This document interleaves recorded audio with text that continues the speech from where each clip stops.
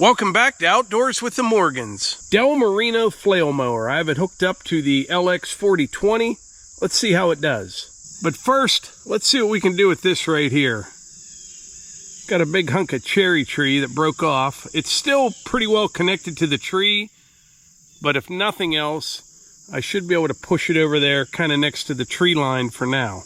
But we're up here in the old apple orchard. Although there's only one remaining apple tree, the rest of this area, it all grew up over the years, and then a couple years ago, I cleared this little meadow here. It's real nice up here.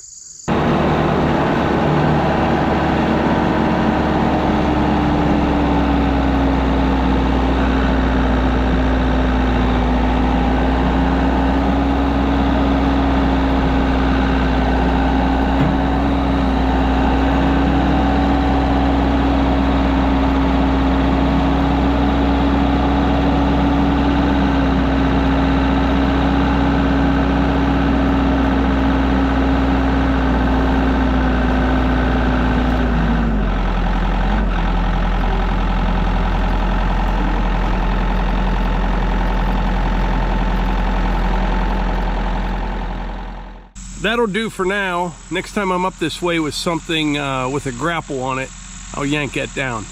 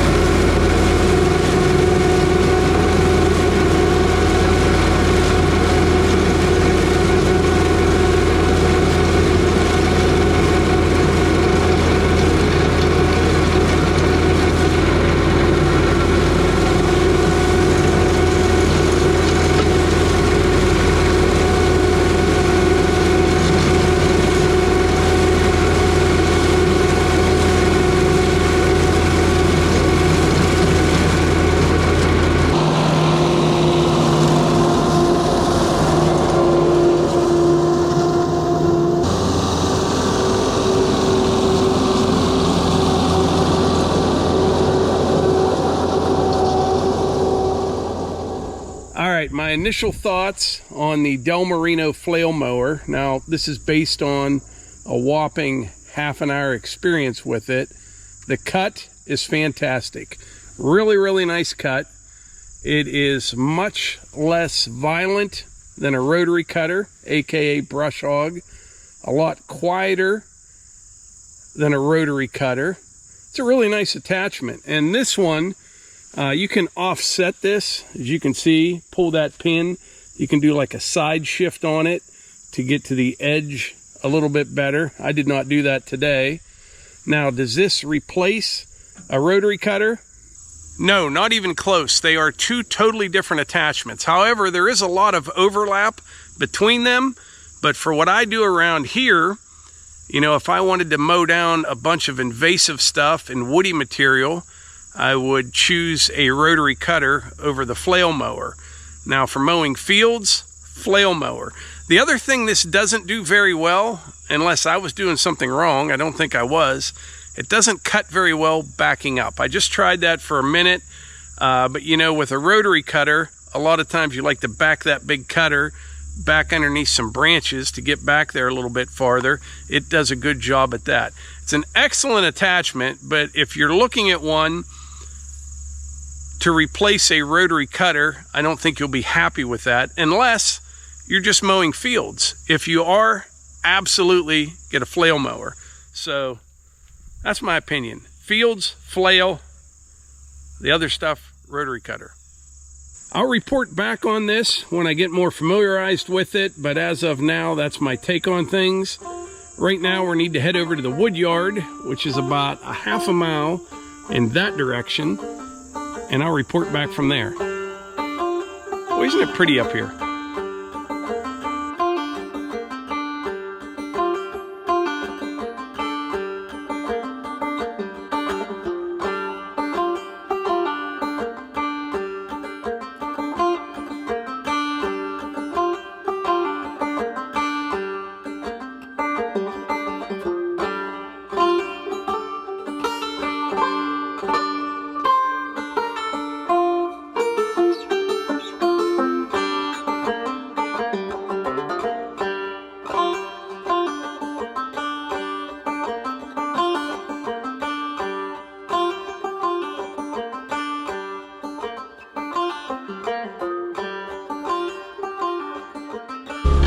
Alright, I am over here at the Woodyard now.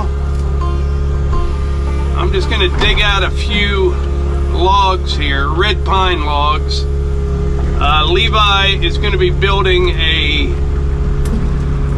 new chicken coop. And I'm going to be building just like a little tractor shed, some additional storage out there in the clearing. You know, I'm thinking for seasonal attachments, you know what I mean? Like all summer long, there's no reason to have a snowplow sitting down here at the Woodyard underneath the pavilion in the way, and vice versa for like the flail mower, you know? Land plane, that kind of stuff can sit out there in a nice little shed. I'm gonna build it kind of like our wood shed, but a little bit bigger. Have 3 bays in it, maybe even 4. We'll have to see.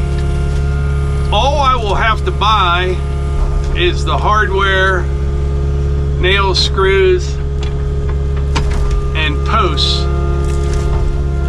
And I actually considered using white oak posts and maybe charring them, but I don't know. I don't think there's a good answer on that. The pressure treated stuff is just not what it used to be at all. We're going to build both the chicken coop and the little tractor shed kind of simultaneously. So what I want to do is get these logs out. First up, we're both going to need some 12-foot 2x4s to wrap the posts in, and then, you know, we'll need 2x6s for rafters about the same time, and purlins, all that stuff. So I'll get some logs out, get these ones cut the length, set them over by the sawmill, and probably first of next week we'll get started on that.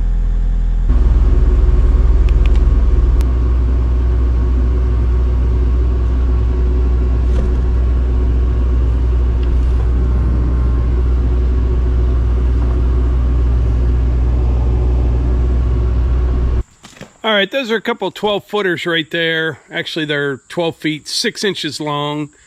These will be sawn into 2x4s. I'll saw the 2x4s 1.5 inches thick, but a true 4 inches wide. And that's what we'll wrap the posts with, and then screw the siding onto the 2x4s. So I just came up to the house here for a minute, and a lot of people have been asking me about the red pine. And we have our resident tree expert here. The red pine down in West Virginia does not regenerate. Yeah. When we were in Michigan looking at that operation there, does not regenerate. So I was wondering, along with everybody else, it has to somewhere in order for them to sell so many of them to be planted. So how does that happen? Yeah, really like large scale nurseries, and I've never toured one or anything, but what they do is they're collecting those cones before they fall. So the cones are only producing, you know, every 3 to 7 years too. So they get them before the seeds are dispersed because the seeds are so tiny. And this is what I've read into it, but the seeds are really tiny. They collect the cones before they disperse, but also that species does very well after burns, after a fire comes through. And so most areas now, there's, you know, fires aren't happening anymore. So, at least here in the east. Yeah, right, you know. And so there's fire suppression, and in some parts of the southeast there's a lot more prescribed burns, but because the seeds are tiny and they can't tolerate any shade, so it really needs like a clean slate for that seed to then go. So like in a nursery, that's doable, right? So yeah, fire suppression being one of the reasons they're not regenerating, but then also that fire comes through and gets rid of all that leaf litter or anything, right? And the other thing too, just very shade intolerant. So like in a forest like this, you know, if there was seed, it's not going to germinate. It needs full sun. Which is why they always plant them in clear cuts. Yes, yep, exactly, yeah. You know, an old field, something like that, whatever. Yeah, so they need full sun. The seeds need full sun. They can't be hidden, you know, or buried by leaves or pine needles and stuff like that. So, yeah. So now we know. Yeah.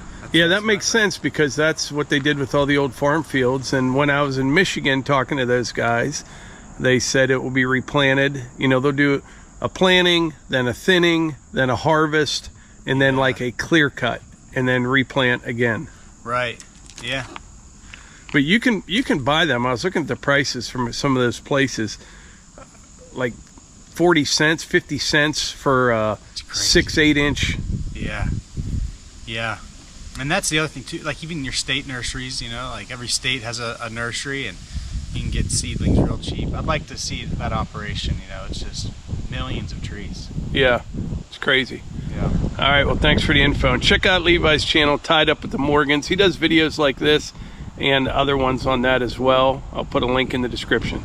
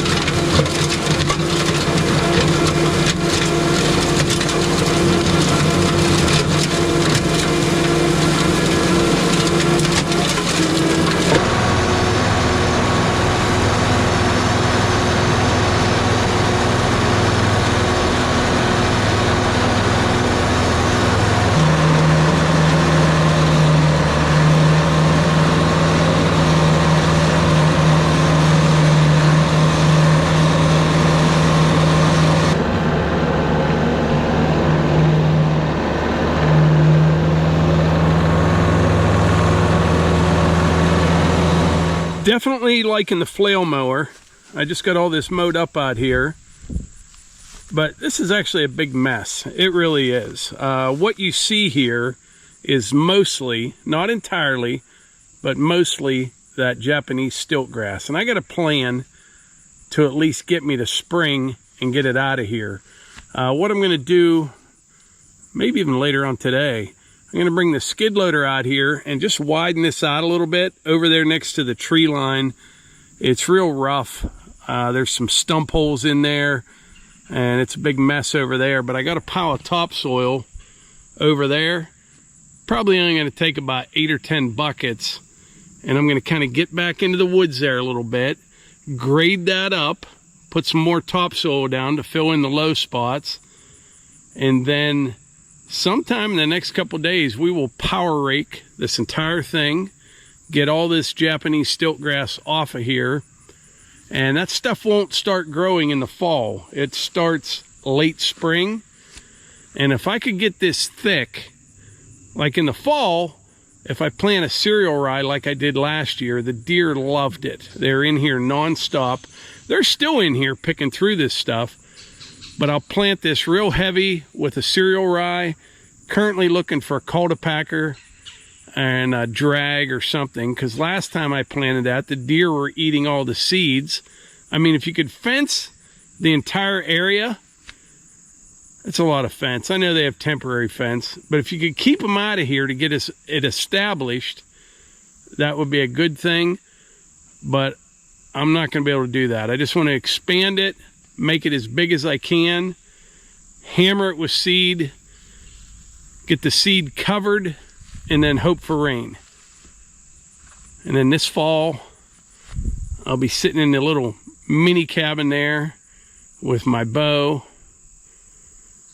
and my big camera. I've been having fun with that camera.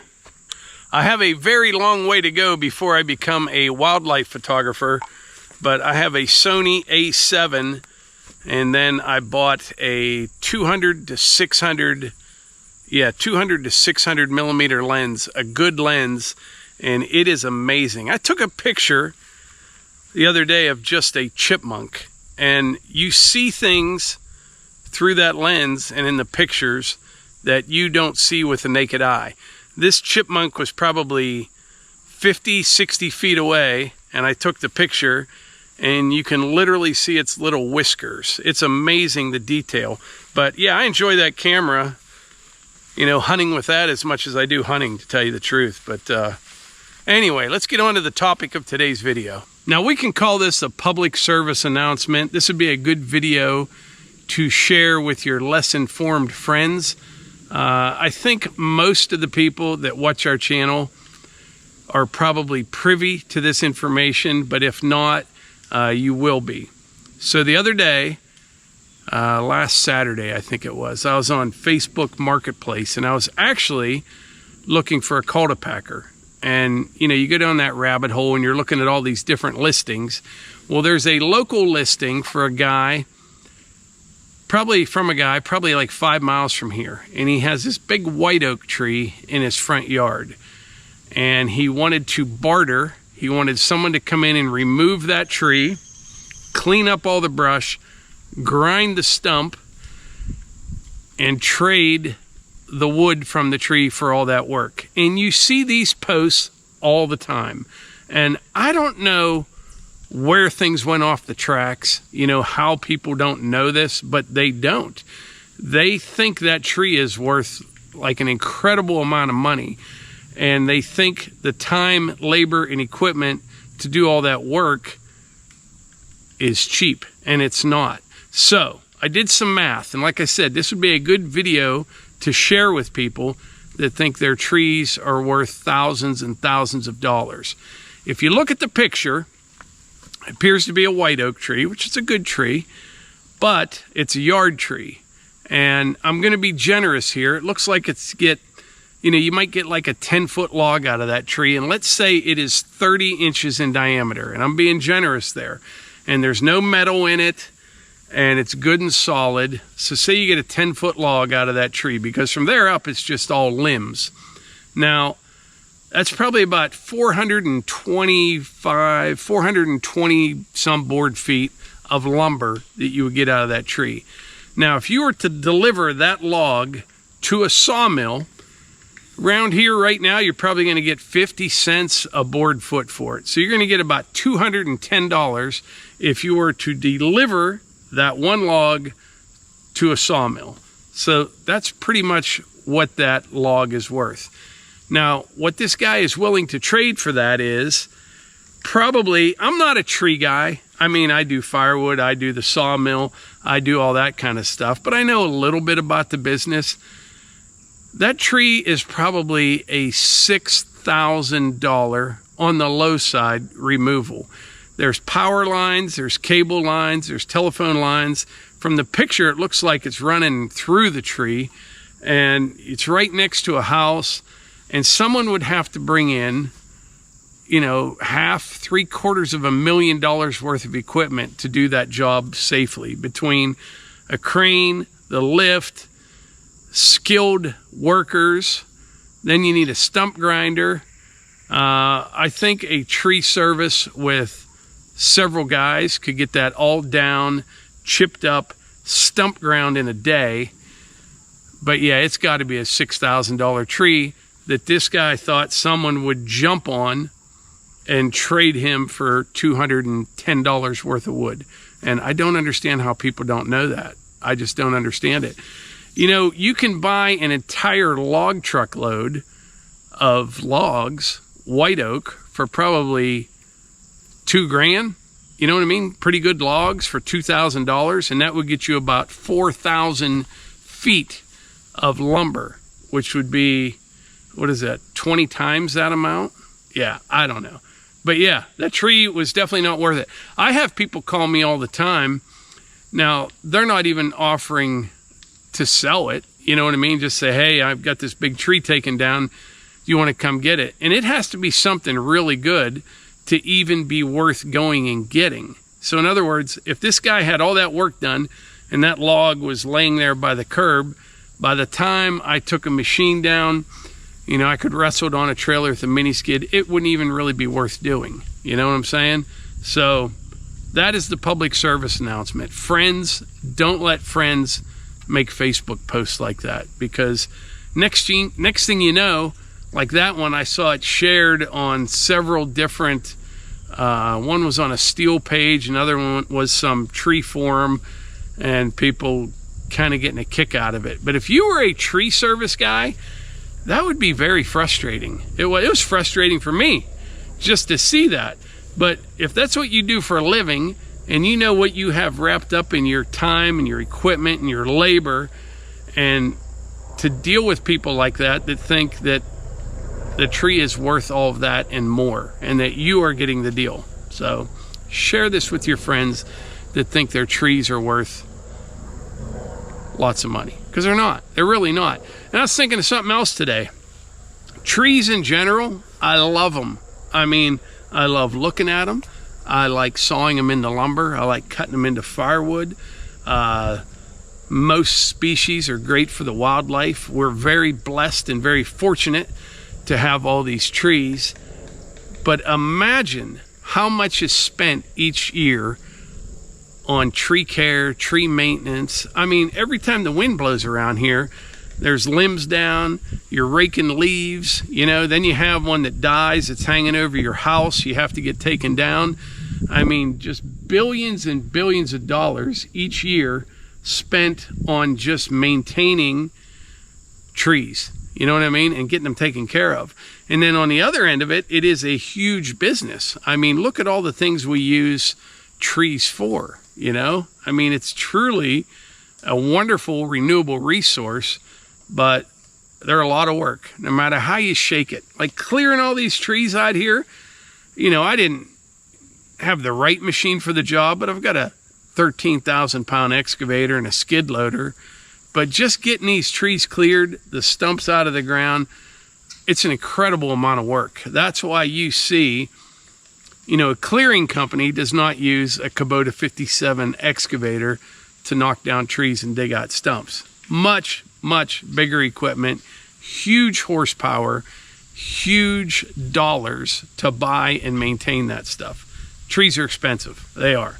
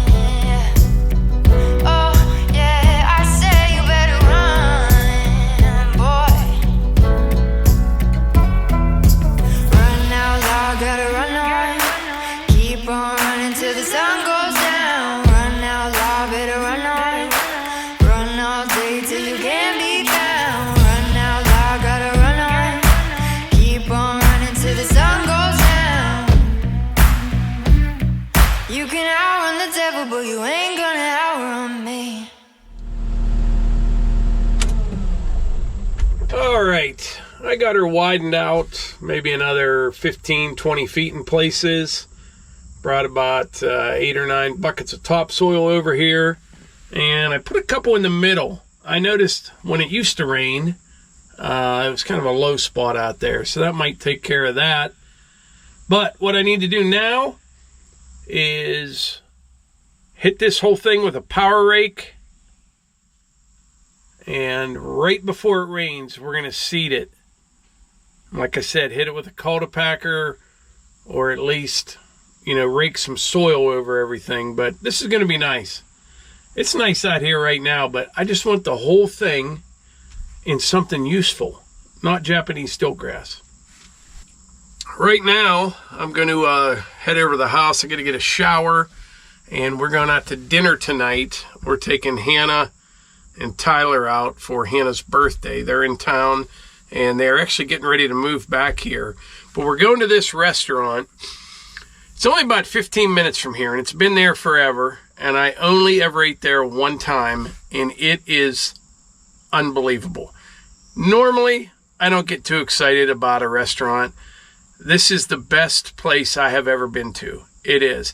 Anything on the menu, even if you think you don't like it, is really good, you know? And it's hard to get into the place. It's probably 4 or 5 months out on a reservation. And, you know, when you're there, it's not a big place. It's kind of like in an old house. It's real nice. I'm guessing there's probably only 20 guests there at any given time. Maybe a little bit more than that. Maybe 30. I don't know. But yeah, 4 or 5 months to get a reservation. Melissa and I went there, well, about 5 months ago, and we made a reservation for tonight. And it's a little bit pricey, but it's not anything crazy, and it's honestly worth every penny. It's a really nice place. It really is. So we're looking forward to that. But I am covered in dust. So like I said, I'm going to go shower up, head out there, and I think that's about it for today's video. I appreciate y'all being here, and I will catch you on the next one.